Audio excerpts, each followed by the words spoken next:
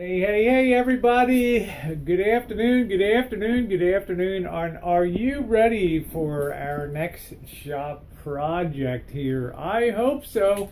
I think it's going to be a very interesting one. One of the hallmarks of the 1970s in the United States was the advent of quadraphonic sound.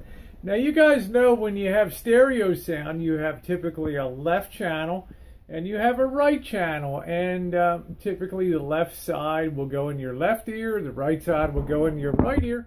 And in the case of the Motorola unit that I have, it has a center dedicated bass channel too, which makes it highly unusual. Well, you know, somebody got the bright idea in the 1970s, hey, if two source sounds are great, how about four? How about if we put one in the front left, front right, back rear, back right, and we'll be totally surrounded and immersed with four different inputs, and the experience would be more, what would you say, more realistic in life? Well, there were some problems with that, right? Number one, the record manufacturers were geared up since the 1950s really to produce stereo records, and they weren't real happy about this quadraphonic and having to recut music for quadraphonic. Think of all the thousands of songs that have been produced, and then if this was to catch on, it would cost a fortune to run up all these records in quadraphonic sound. So immediately you had like a wall of resistance. It also entailed a lot of new stereo gear. Great for the manufacturers, not so good for the record producers. Well, you know who ultimately won out was the record producers. And what happened was that the four-channel quadraphonic sound just died, and that was the end of it. But the legacy lives on amongst collectors. It is not my favorite vintage audio gear to collect. I don't have a lot of use for it. It's cool. If you can find something four-channel to run through it, it's great. Otherwise, most people that have those quad units that still survive from the 1970s, well, they're probably they're probably Sony units, and they probably, I'm quite sure, just listen to them on two-channel, because they were smart enough, the manufacturers, to realize that, you know, this quad thing may not catch on.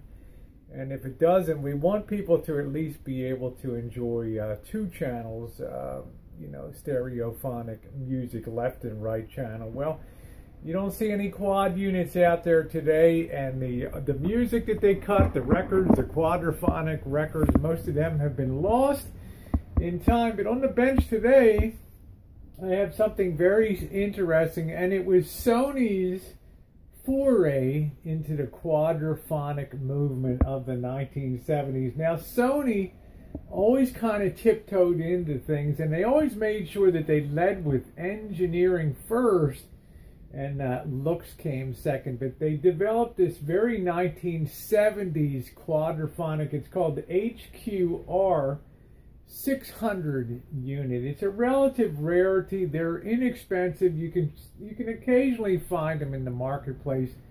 This one I've had sitting here for years was a junk pile find, and I think it might make an interesting restoration for several reasons that we'll talk about now. And I don't know what we'll do for quadraphonic, but I think I may put a link down below in this description box that you can go to and listen to a quadraphonic. There's one guy in the audio world that all he does is specialize in quad units. So, you know, if you want to go have a listen, if I remember at the end, I'll stick the link into there. But yeah, otherwise, it's kind of a non-issue with most audiophiles. We just like the stereophonic sound. So let's come in and take a look.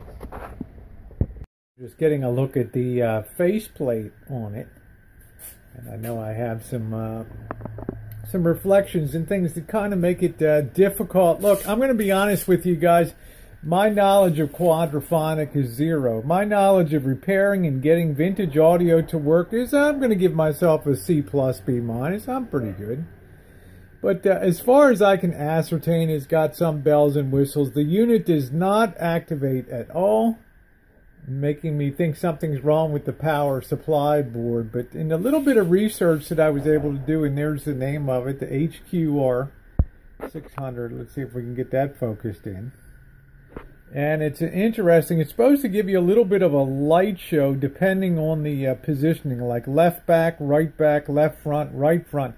Evidently, you can move the little indicator around to show visually where you're concentrating your sound. In other words, if you're more off to the right, the right quadrant, upper right quadrant, you can move these things will move that into position. Like I say, it's gimmicky stuff. And then you have your volume control, your bass, your treble on there. And then you come to your loudness, and you can run this in 2-channel and 4-channel, and then you need your SQ, which is some type of discrete. It's like an add-on. It's a built-in module within this unit that can decode 4-channel and mix that. And then you have your stereo or mono mode, your source, phono, AM, FM here, so all the standard gigs. Let's pop the top here because it's kind of unusual. I know it's as dusty as can be. The whole unit could use a real good blow job. I know that. So it's got a very nice wood case to it, which I think is pretty well constructed. I don't really know what the materials are for it, but it's a nice case as far as cases go. And you can see inside, and this thing probably sat out in the weather. You know, it's like I said, it really needs a good blow job. Here, I've got to get some compressed air. Here, there's a lot of rust in the unit, so, you know, I'm going to have to deal with that. But what's really unusual about this unit, you see anything unusual? Look at this. It uses a wood base to mount the component boards. And in all the years that I have worked on vintage audio, I've never seen one that used wood as a platform. So I don't know what's going on. Obviously, this looks like some kind of protective relay going on over here. There's some type of light show is supposed to be in the front here, indicating which thing you're listening to. I really have no idea.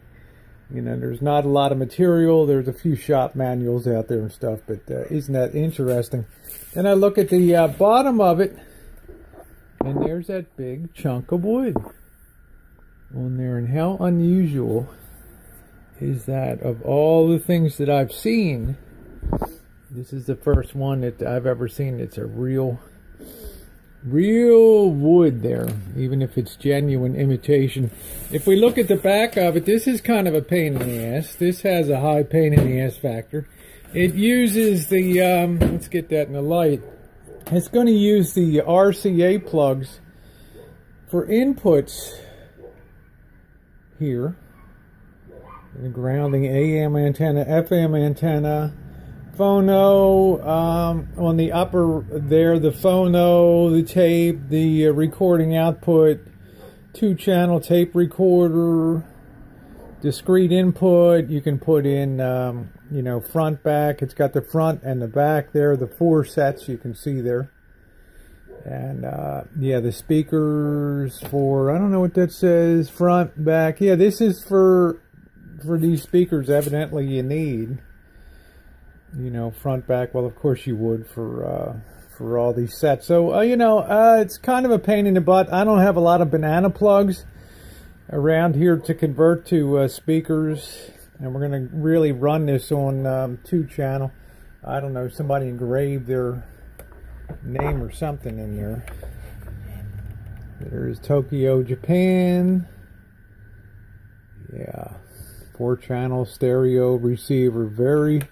Very short-lived, but kind of cool the way that they've mounted all of this on a wooden board. So I'm hoping that our components are okay. And make a nice unit. I may actually make this a giveaway, you know, because it'll still run nice on 2-channel if we can bring it. Like I said, there's a lot of rust. If we can bring it back to life. This looks like it sat out in the rain. So I'm not quite sure what toll that took on the components in here. It's interesting. You can see it looks like a lot of hand numbering and lettering in there. So I'm sure Sony was the one that definitely cheered when the era of quadraphonic quietly died. We've got our work cut out for us in doing this unit, and I hope that you guys will be along for that. It'll be a lot of fun. We got to see if we can get power going to the unit too. I suspect something over in the power area here. We shall see, but you know, I do like a challenge, and like I said, I've never worked on a quad unit before, but there's a first time for everything. And this kind of looks like space age gimmicky. I guess if all the lights are working and the things move, you know, you can move the front lighting around to the position to kind of show how you want to how the listening is. I mean, it's kooky kind of stuff, but it was really 1970s. Hey, look, guys used, you know, people used, they had parties with fondue and stuff back then, right? Avocado fixtures and fondue cakes and good stuff, man. Chiffon pies. Anyway, guys, that was a great era. Take it from me. All right, guys. Well, there it is, the HQR-600 by Sony, and probably circa 1974, 1975. I'm sure one of my subscribers will tell me. But let's have some fun. See you in the future in this shop. Thanks, everybody.